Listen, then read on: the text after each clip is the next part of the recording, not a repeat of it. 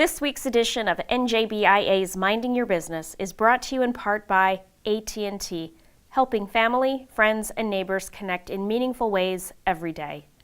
New Jersey's community colleges, aligning education to build an innovative workforce. Find out how your business can benefit at njpathways.org. And by New Jersey Business Magazine, providing critical information needs for New Jersey's business community for more than 66 years.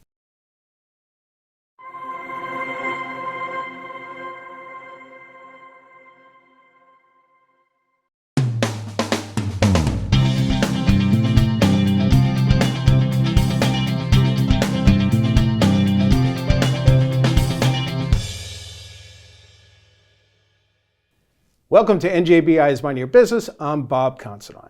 Well, here's something that doesn't quite add up. There's a workforce shortage in the all-important accounting field here in New Jersey. And here to discuss the impacts of those workforce challenges and how they're trying to advance solutions is the CEO of the New Jersey Society of CPAs, Aiysha Johnson. AJ, thank you so much for being here. Thank you so much. It's really a pleasure to be here with you. Yeah, thanks. So, you've been at NJCPA for what, 14 months or so now as we tape this? Mm-hmm. What's been the experience like? So the experience is good. Mm-hmm. I have to say I have a strong board of trustees, really dedicated volunteer leaders. Our members are amazing and really working hard every day to serve clients. Mm-hmm. And I have a great team, so I can't complain about that. Right. But as you stated, we know that there are some challenges in the profession. Yeah, we'll get into that. How many members NJCPA? So we have more than 13,000 Wow. members. Wow. Yeah. Has anyone gifted you an abacus yet? No. Okay. I have not received one. You should get one. So let's talk about these issues that I mentioned. These are challenges facing the accounting industry in terms of staffing and also people looking at accounting as a career. What else can you tell us about it? So I'll just kind of go through what's trending. So there's the demographic factors, where there's just a lower birth rate, less young people entering four-year institutions. We saw that was exacerbated with the pandemic and the cost of education. Right. So it's not just accounting, but it's just the overall landscape today when we think about education and some of the costs. Right. Also, if we have lesser student enrollments, then we're going to have less of a pool to choose from, to major in accounting. Right. And to go on and to sit for the license and take the exam. And we've seen that trend downward. I would say 2022 was probably the lowest year of exam takers since 2006. No, wow. Yeah. So, that has impact. Yeah, that's great impact. As a matter of fact, in the current issue of New Jersey Business Magazine you're featured in, Yes. and there's one stat that really grabbed my attention. It was just from an article in CPA Trendlines that they said saw more than 300,000 accountants and auditors leaving the profession since 2020. So it's not really just a New Jersey thing. Correct. It's national, right? That's correct. And then the other factor is retirement. So you see a faster pace of retirements. We know that in the next 10 years we're going to see even more. And so the rate at which to replace those retirees or upcoming retirees, it takes you 4 years to complete the degree, another 30 hours and to become licensed. And so, that's a 5-year process plus another year of experience. Right. So it does take time to create that pipeline, if you will. So let's talk about that. AJ, that CPA exam process. Is that an awful long time just to get a license? I'm not diminishing the importance. Sure. Yeah. But I mean, you said it was 4 years? So it's a 4-year degree plus the 30 hours, so call it 5 years. Right. And then you also need a year of experience. So you can sit for the exam test at 120 hours, but you won't become licensed without the other part of that. So these are deterrents, kind of. Or maybe they are. They would definitely be seen as barriers to some. When you think about cost, when you think about time, when you think about a young person who is eager to enter the workforce and maybe just go right into that starting salary versus the trajectory of going to become a CPA, which is an amazing profession and really considered the gold standard still today, even among those who don't pursue the CPA licensure. But just the process may seem to be very. Yeah. What kind of opportunities are out there to maybe expand the path to licensure? Is there something that can hasten the process, for lack of a better term? That's a great question. So in the state of New Jersey, we have work for credit programs, and that's been considered very innovative, where we have firms working directly with educational institutions to identify those milestones to receive credit while they're working. So that helps towards the 30 hours because those firms have been covering the cost, and supporting the CPA exam and all of that. But, that's part of it, right? And on the national landscape, there are conversations being had now about changes towards maybe a competency-based framework, right? So we don't know exactly what that framework looks like today, but we know that AICPA and NASBA are working on draft model language through the UAA, which is the Universal Accountancy Act, and that will really impact what states might consider in the future for alternative pathways to licensure. Very interesting. So there's a lot of I was almost wondering, as you're talking on a national, I'm almost wondering if there's something internationally, if they do it differently. I wouldn't know if you know that or not, but they have to look at different things because this is just taking too long, it sounds like.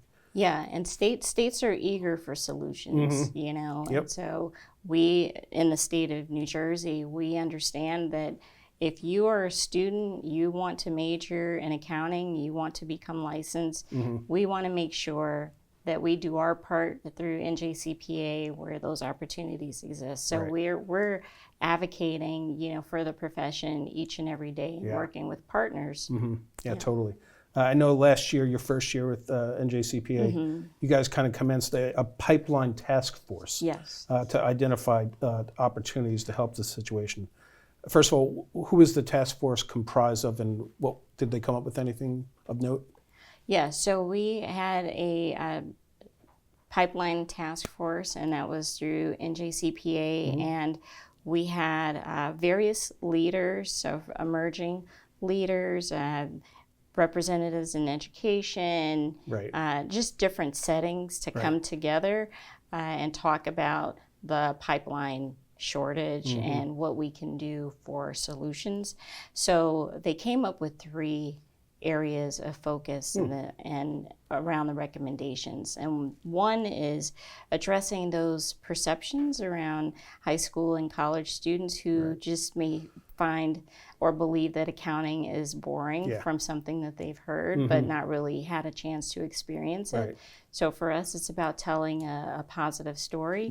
And then also we talked about barriers to licensure. So removing or reducing those barriers to licensure is going to be very important. And then last but not least is, engaging all of our partners. So NJBIA is a partner. We've engaged with you guys on some research for opportunities, and our member firms are our partners in this, and universities, and so we're all in it together. And I know I've talked to Althea D. Ford, our government affairs person working on this, and she's chomping at the bit to bring more attention to this. And I did want to bring up Governor Murphy had vetoed a bill, A5283, which would have required state boards within the Department of Consumer Affairs to identify the national average time for approving credential applications and implement best practices to effectively process the applications within that average time frame. So this is not just a CPA issue. It's kind of wherever you can get a license anywhere, it's an issue. Correct. And so the governor vetoed it, but it did have full support in the legislature, as I think it did. Do you think there could be something else that could maybe go through that would more be be more CPA focused rather than all professions going forward? What could be a next step as a legislative way of doing this? I think that if we come together and support all licenses, that would be really amazing and show the strength, you know, and so that's why we supported that initial bill in the first place. And I think that it's really just keeping our issues front and center, but then overall, you know, like what does that mean to a person who's being held up for 3 to 6 months, waiting to be licensed, waiting on a promotion, waiting, you know, on a salary increase, things like that. So sometimes I think they're understaffed and they can't process all this stuff, right? You mentioned accounting careers, and I know we've had many CPAs on the show, and they seem to be extremely happy people, and not because they're here. Because of their job, right? So for a parent or student who may be watching this, what would you say to them for a kid who's in high school or something, they don't know what they want to do, but maybe they're good at math. Would you say to them, hey, push them to this way, you know, push them to the accounting field? So for anyone watching, I would say, you know, accounting is also about relationships. So if you want to be a strategic advisor, a trusted advisor, you want to really have deep relationships with clients and understand business, accounting provides you those opportunities. I've heard endless stories about, you know, accounting and then hearing from, say, a firm leader, and when they first entered accounting, they had no idea that they would be traveling the world or meeting with CEOs at major companies and corporations, you know, or assisting a startup. So I would say consider accounting. It's the language of business. It's really the backbone of business to be successful. You can really help a business, individuals with their growth plans, with strategy. So once you have that foundation, really, you know, the world is open to you. It's great. And I know NJCPA in the past, and I'm not sure how much you've had the chance to do this, sometimes they'll go into classes and just explain what's good about this. And I don't know what kind of reaction you get, but I'm sure it's a good positive move for you guys to do. Well, we're engaging our chapter leaders around the pipeline as well. So we're looking at opportunities to really communicate that message, get out into the high schools, engage our young CPA leaders at their firms to be able to go out there, because a high school student will resonate with, you know, a young CPA, a young leader. So I think there are lots of opportunities out there, and for us as a state society, we have so many members, so it's great to see the enthusiasm and to try to bring people together around it. So the last question, AJ, I'd love to ask, you know, not to be gloom and doom here, but if this situation doesn't improve, how will businesses be impacted? Well, you know, the worst case scenario would be that we would see real economic impact on the negative side, because we need strong people to do the work. And, you know, from your small business to a local municipality, there are all sorts of reporting requirements, work that needs to be done. And so we will see that, you know, erosion of businesses and just the ability to meet certain deadlines, the ability to, you know, think and have this growth mindset if we don't have the people, the talent out there supporting these businesses. It's not a matter of them just adding numbers, it's also advising. It's advising, exactly. So we have every incentive to, you know, work together and come up with solutions around it. So that's my focus. Well, I can tell you, in speaking to the government affairs team, we're glad to have this partnership to help the situation. And we are here for you, AJ, anytime you want. Thank you. And we're glad to be working with you. Thank you so much. All right, Aiysha Johnson, thank you so much for being here. We'll be back right after these words. Hello, darkness, my old friend. I've come to talk with you again, because a vision softly dreaming left its seeds while I was sleeping.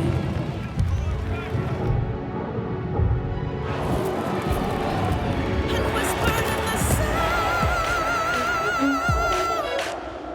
silence. Welcome back to NJBI is Minding Your Business. I'm Bob Considine. Well, New Jersey's longest standing business publication is celebrating a big milestone this month. The award-winning New Jersey Business Magazine is turning 70 years old. And here to discuss where it's been and where it's going as a critical source for business readers in the state, our publisher and Chief Marketing and Technology Officer, Vince Schweikert, and Vice President and Editor-in-Chief, Anthony Birritteri. Gentlemen, thank you so much for being here. Our pleasure. Thank you. Congratulations on the big milestone.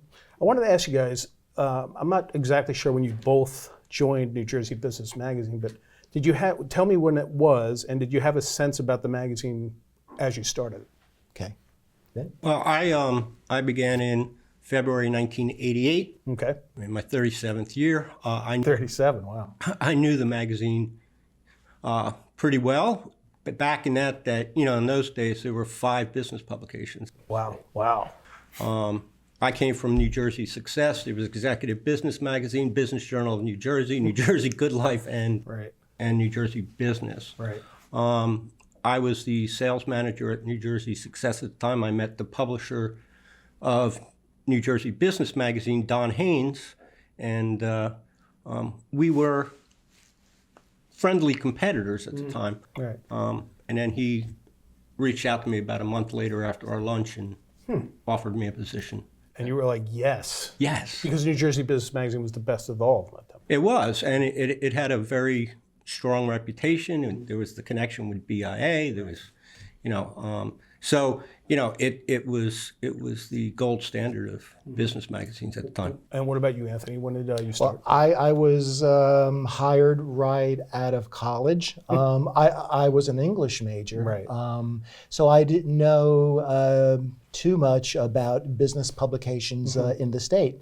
So when I had the interview, I went to the Elizabeth Public Library to look at a couple of issues, Right. To educate myself on the magazine before the interview, know, and I saw all of the big name companies mentioned and advertising, and I thought, wow, this is a pretty important magazine in the state. Very resourceful of you to do that. Yeah. You probably came Yeah. in like, yes, I've been reading it for decades. And guess how I found out about the job? How? A classified ad in the Star Ledger. Wow, that's Yeah, unbelievable. a long time ago. It's tiny classified ads. And do you guys, over the years, have you ever looked back at old issues and like, wow, that was something like back in 1954 or something like that? Yeah. Is it wild to see? It is. You know what's funny though? Even way back then, there were articles about, the computers coming or computer Oh, that's technology. crazy. Back in the 60s and 70s. And I'm thinking I started in '89. I thought computer articles were just starting then. No, but they were, being written back at during those times too. And Vin, what about like just the purpose of New Jersey Business Magazine? It has a mission, doesn't it, in terms of helping people be better at business, correct? Absolutely. One of the key resources for businesses in the state right now is information. And we provide in-depth information on topics. We also speak with a lot of member companies and so forth, so other companies can see how they're doing things and be successful. Plus, we spotlight regions of the state from South Jersey all the way up. Yeah, that's great. So it's important information. It's business changes all the time, but there's still basics there, Right. going all the way back to 1954. Yeah, it's amazing what kind of constants you might see over decades. The first issue was 1954. It was Thomas Edison on the cover, celebrating the 60th anniversary of the incandescent light bulb. You think about, even he goes back to, I think he passed away in 1931. And I don't know if he was quoted in that magazine somehow, but how about the lineage? I'm always fascinated with the lineage of publishers and people who worked in editorial leading up to before you guys got there. Did you glean any lessons from any of those folks who were there before? Oh yeah, I did big time. Jim Pryor, editor-in-chief, Right. and Jackie Juster, senior editor. I always say, Jim showed me what to put into a story, Right. and Jackie always taught me what to take out of a story. Oh, that's interesting. You know, yeah. How about you, Vin, in the publishing world? Yeah, our publisher when I came on was Don Haynes, as I mentioned before. And I worked with Phil Batista, who later became publisher after Don retired. The thing that they taught me most was how to treat people. And we were very sales focused on the advertising side. But they taught the soft sell to me and how to manage staff. Yeah. And to this day, you know, I always look back to what would Don do. Oh, really? Yeah. Yeah. You know, people don't always think in those terms of having a successful publication. It's not just about what's editorially in there. It's about selling advertising and things like that. You can't do one without the other. Let's talk about some of the technological changes you've seen with the magazine. You can see, folks, we have a bunch of issues here. What kind of changes have you seen over the last 30-something years since you've been here? Vinny and I have seen a lot. Like what? Oh, So when we first started, it was typewriters in the office. They would send out the articles to a typesetting house here in Trenton. They would lay galleys for us, which were strips of text. That's right. That's right. Send it back to us, and we sat down to, we called it Dummy the Magazine, build the magazine, and we were cutting those columns and fitting them onto a waxed board. Right. And then we rubber would, cement?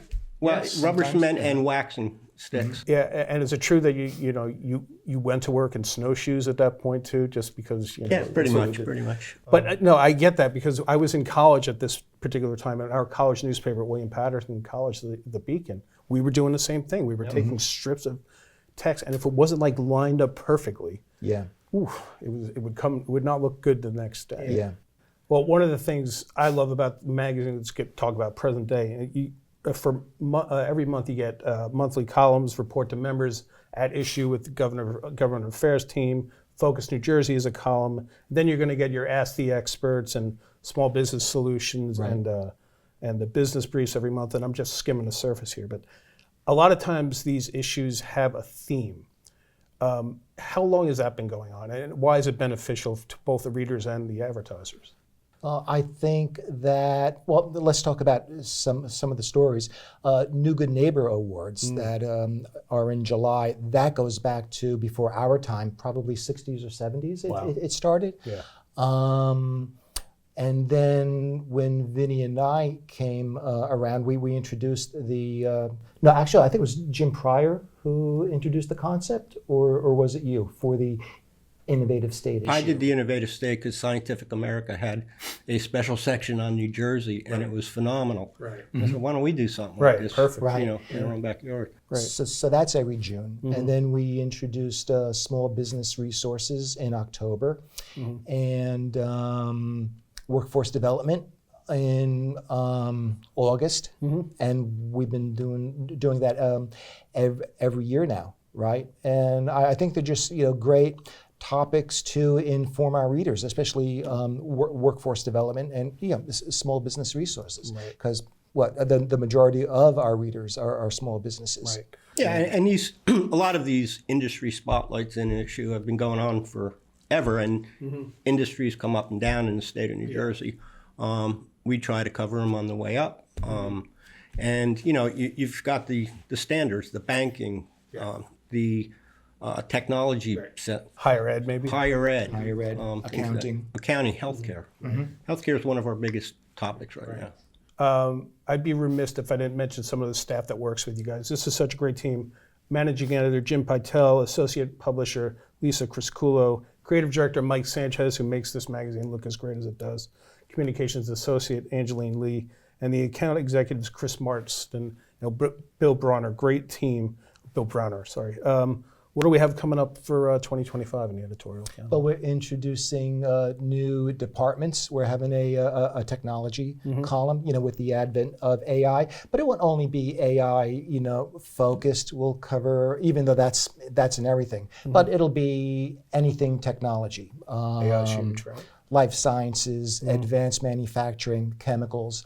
So that's something that's new. And we are also introducing a workforce development monthly column. Oh, nice. That's Right, good. Yep. and That's a a huge topic in Jersey. yeah, definitely, and BIA is heavily involved in that, Right.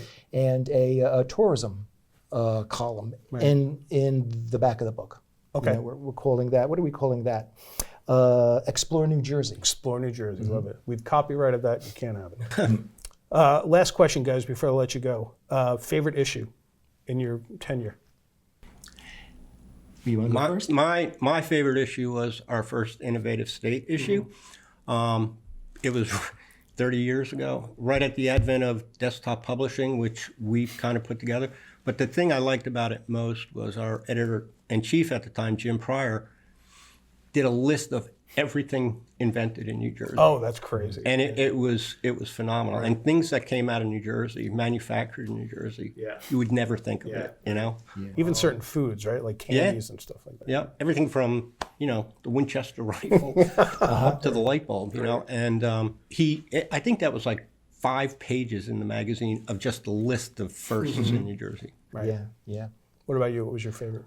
Honestly, because I was promoted to editor-in-chief in September or July of 2004, and feet to the fire, I had to produce, and me and my team, everyone had to produce this 50th anniversary celebration issue. Showed up to that tree right there. Yeah, and we Wow. had to cover the history of almost every industry, and to put this together when I first became editor-in-chief was That's great. was really something. Yeah, and it's amazing that the team you mentioned, we've been together a long time. Yeah. When people come to BIA or the magazine, they tend to stay. Yeah. But, for such a small team to put out the products that we do, and it's not just the print, it's now all the digital stuff Right. Yep. as well. It's funny, Vin, we've talked offline about how a lot of these business publications, journalism in general, is really gravitated toward online, and New Jersey Business Magazine does have a great website. But the magazine itself, the print product, is still thriving. What do you attribute that to? Well, I think the notion that print is dead is not really true. The print magazine itself has staying power. So, we know that one subscriber, their pass-along readership is to 4 other people. So the exposure of the magazine is larger than the actual circulation. Plus, it has a shelf life of a minimum of 6 months. Right. Oh, that's interesting. So digital is great, but it's very temporary. Right. Whereas this has some staying power. Advertisers like that. We're starting to see advertisers come back to print as a primary vehicle. That's the majority of our revenue that we make at the magazine is from the print. Right. There is, digital stuff, but the magazine has staying power, and when somebody places an ad, it's in there for months and months. Okay. And you mentioned the staying power of a magazine, but we should mention Anthony is also, and his team, Jim, also writing stuff on a daily basis for New Jersey Business Today too. Right. So Yeah. that was kind of a big shift for you. That was a big change because when I started, we just had monthly deadlines, right? And even right before fax machines, we just depended on FedEx or UPS to deliver the stuff, or even the mail, right? But with the advent of New Jersey Business Today, we're writing daily on faster deadlines. We were talking before about COVID-19 and Governor Murphy's daily press conferences. That would start at 1 o'clock, and we would have the stories ready by 3 o'clock. Right. That was really a learning experience, and I was very proud of the editorial team of doing that. Making that change of writing under pressure. Yeah, and I should tell folks, if you want to subscribe to the magazine, let's say you had it once, you don't have it again, please go get it because it's never been better. And that great website too, njbmagazine.com, the aptly named njbmagazine.com. Well, guys, I wanted to thank you first on the success of the current magazine and for all your years at the magazine. You've made tremendous contributions to the business community, and here's to 70 more years. We can come back here and do this all over again. Sounds good. We'll be here.